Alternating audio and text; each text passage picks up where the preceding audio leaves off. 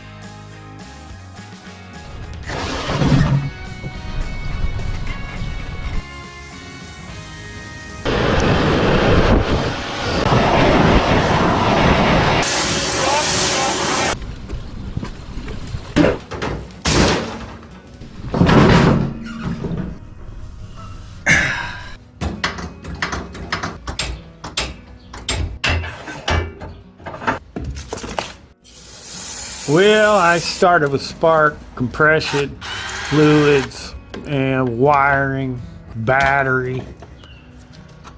Then I'm moving on to draining the old fuel, popped the tank, it was nasty. Pulled the carburetor, you could smell the varnish from across the shop. It's all got to be done and it's all got to be right before I ever hit that starter.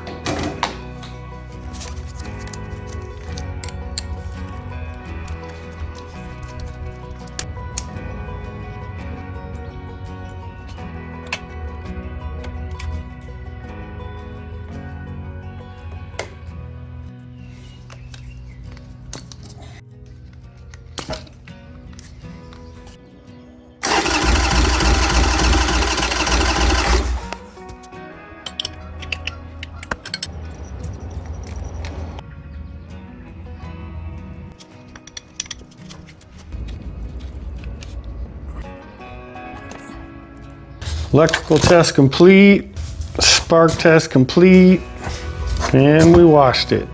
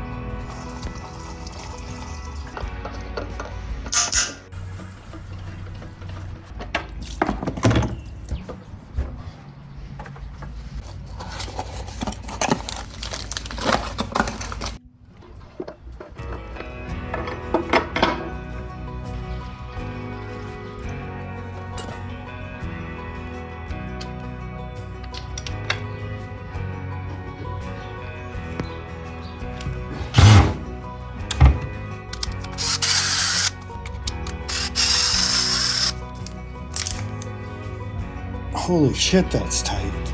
I know that you're supposed to have a little less than ½ inch when it's hot, but the bike's not hot. So it will be a little tighter, but that's way too tight.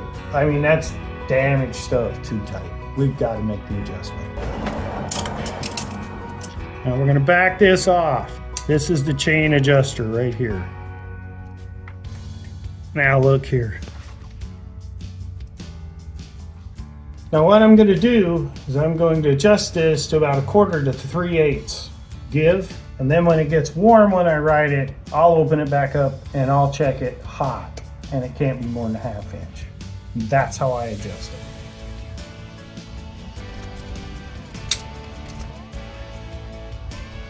This primary chain's got to have some give in it. If it doesn't have give in it, then it puts too much tension on this input bearing, on the transmission, and on the crankshaft bearings. So it pulls it in so tight that it puts extra tension on both those bearings, and they will fail earlier than they should if they're run like that for too long.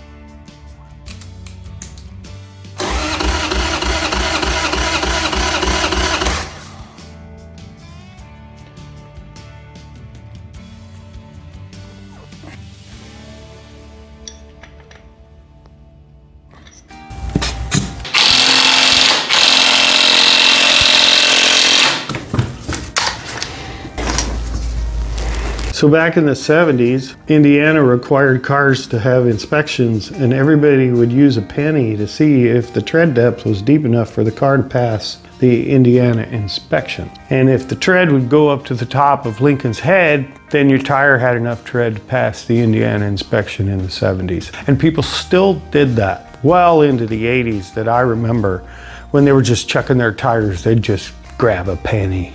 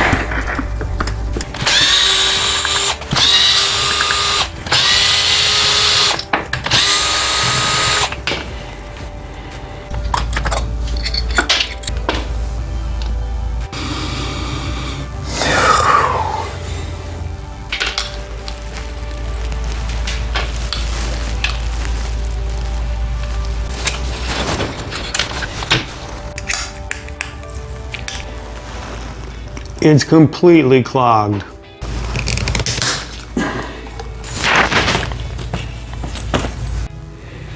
That one's clear.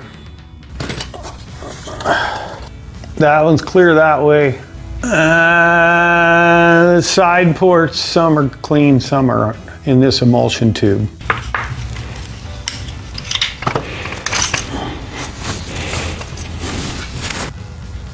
Okay.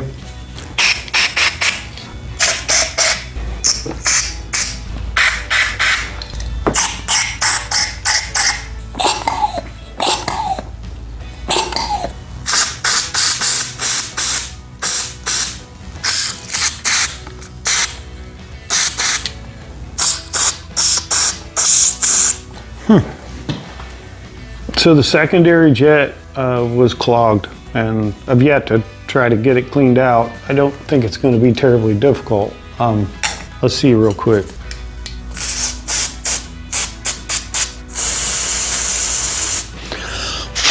Okay, so that's cleaned out now. That was that simple. The problem that I'm having now is that the accelerator pump nozzle, which squirts into the throat of the carburetor right here, it's clogged somewhere between here and there. So I'm gonna have to figure out a way to get that unclogged.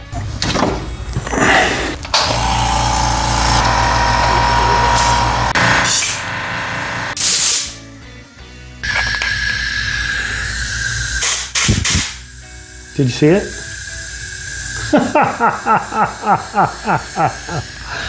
That's all it took. That little bitty thing is the difference between this motorcycle running correctly and it running badly or not running at all. Just, it's the littlest little things that can ruin your whole flipping day's work. Pay attention to the details. It'll serve you well.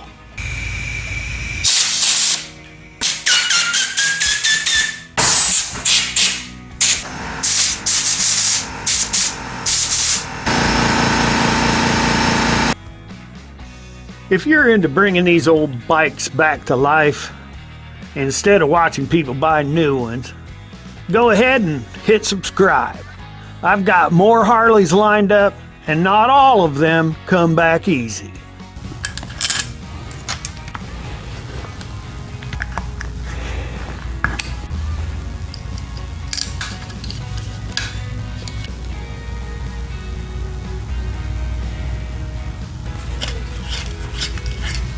Half, 1, 1.5, 1 3/4. That's where I set them.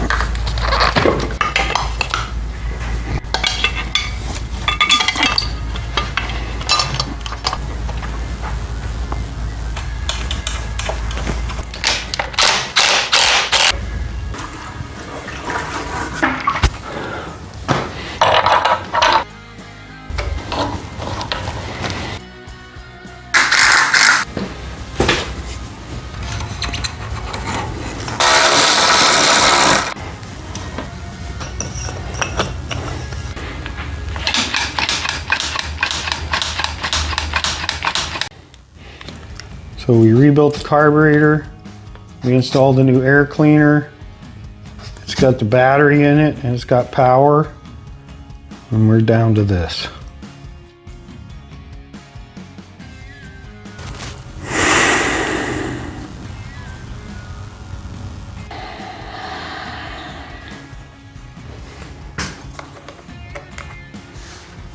Moment of truth. Fresh gas, new battery, fingers crossed. And there it is. After 10 years, she lived.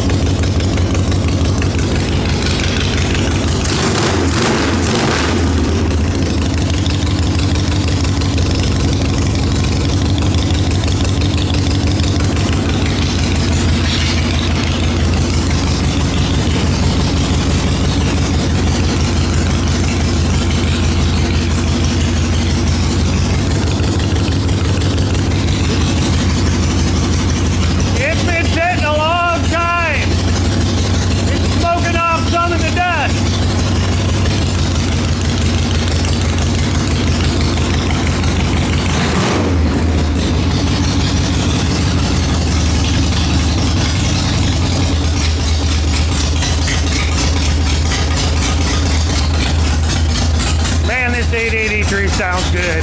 Holy crap. Man, this thing sounds good.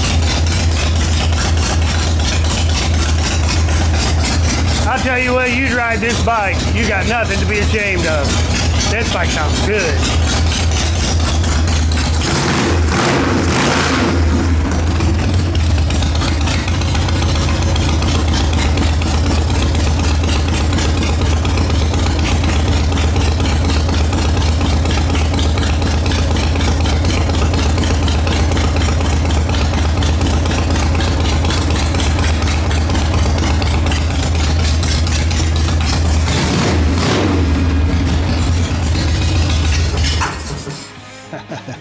Good time to shut it off anyway. We need to check the oil and fluids and make sure everything's okay. It runs. It's time for the first ride in more than 10 years. I'm excited about riding this motorcycle. Let's do this.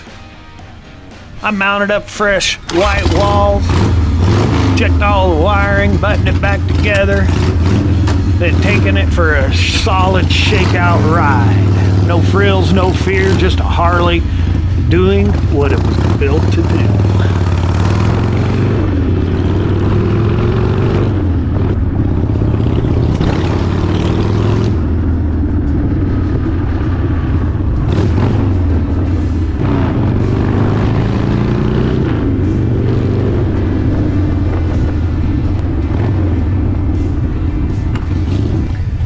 This bike's going back to its owner, not as a relic, but as a runner. And that's what this garage is all about. I don't build trailer queens, I bring them back from the edge and send them back to the road. Let me know in the comments, what's the last bike you brought back to life? I read every single comment. I'm old school. Be good to yourself. We'll see you next time on Vintage Harleys Revived.